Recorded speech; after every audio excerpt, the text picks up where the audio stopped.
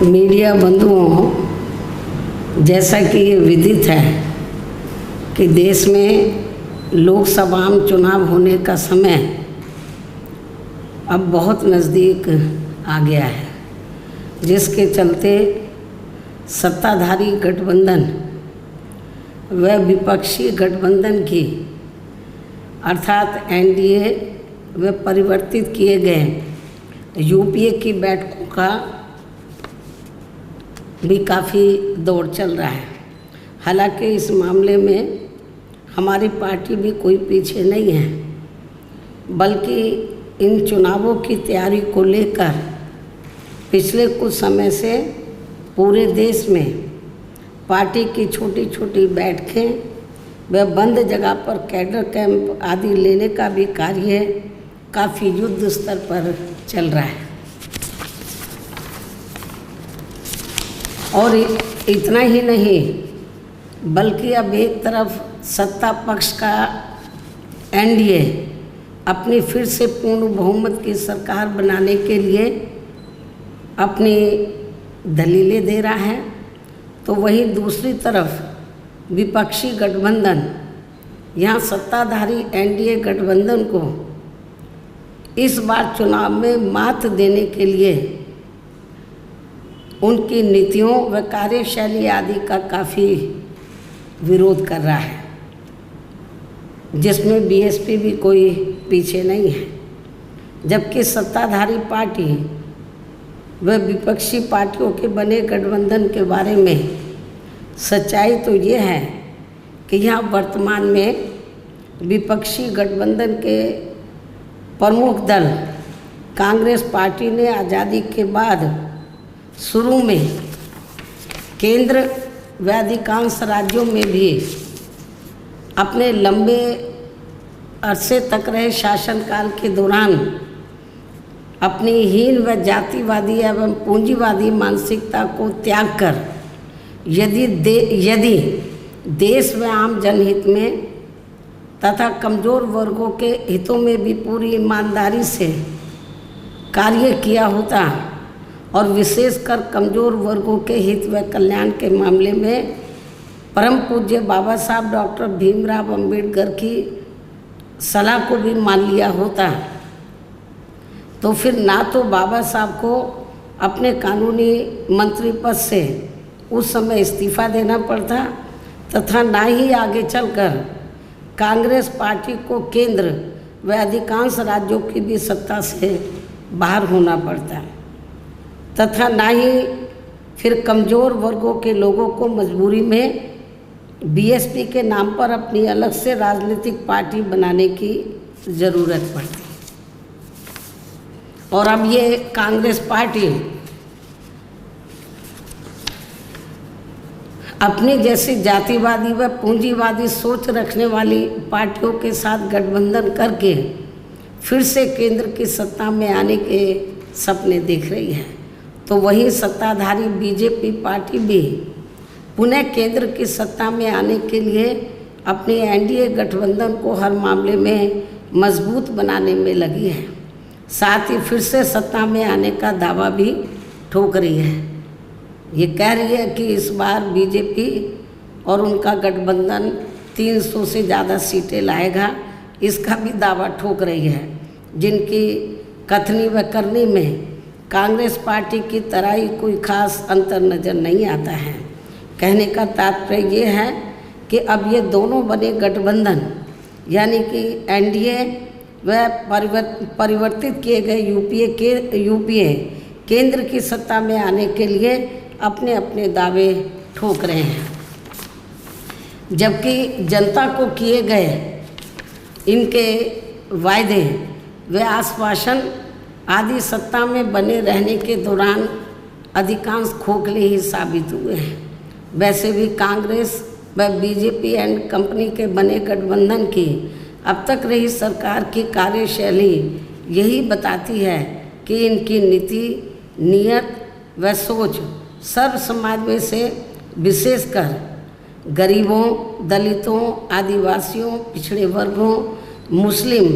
एवं अन्य धार्मिक अल्पसंख्यकों के प्रति लगभग एक जैसी ही रही है।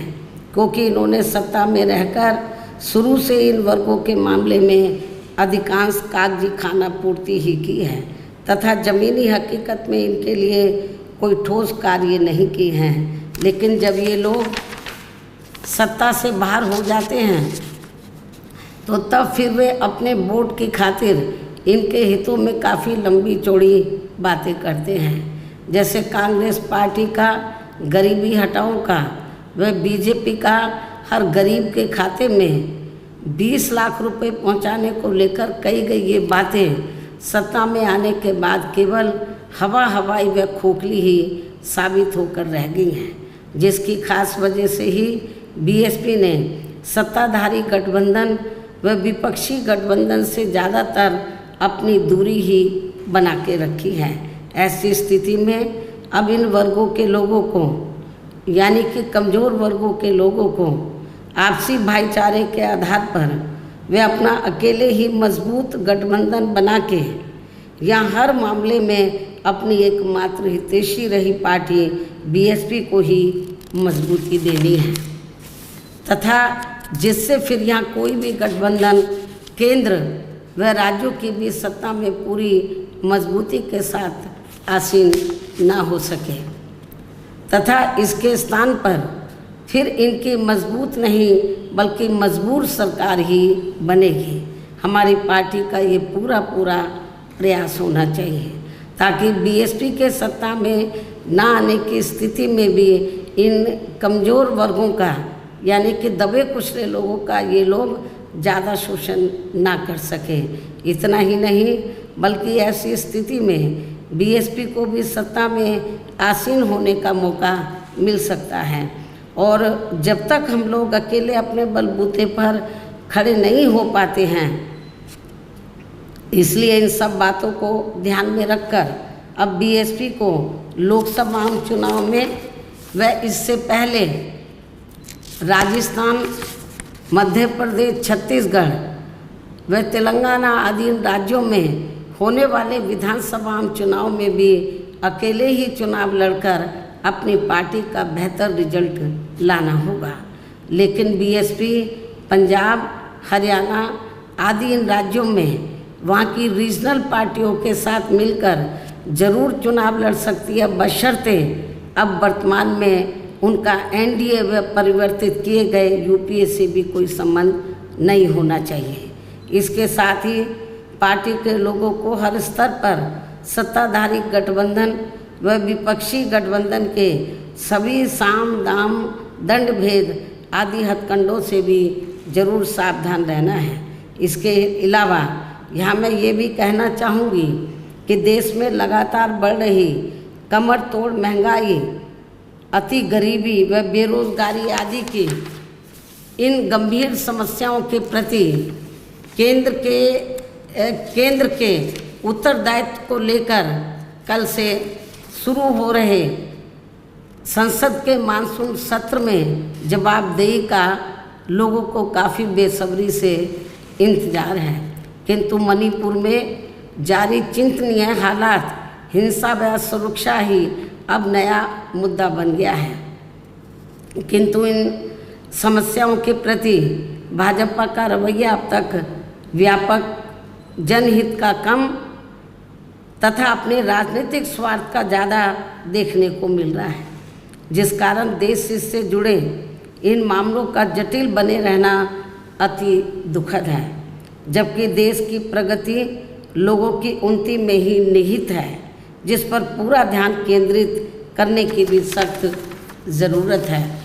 और अब लोकसभा चुनाव से पहले संसद में सरकार व विपक्ष का रवैया तकरार, आरोप प्रत्यारोप व जिम्मेदारी से भागने का नहीं बल्कि इन ज्वलंत जन समस्याओं को दूर करने संबंधी समाधान का होना चाहिए, क्योंकि इस समय समस्त गरीब एवं मेहनतकश जनता का जीवन काफ़ी दुखी व त्रस्त है, जिनकी सही से चिंता करना सभी का दायित्व भी बनता है। अंत में अब मैं अपनी बात यहीं समाप्त करती हूँ। धन्यवाद। जय भीम व जय भारत।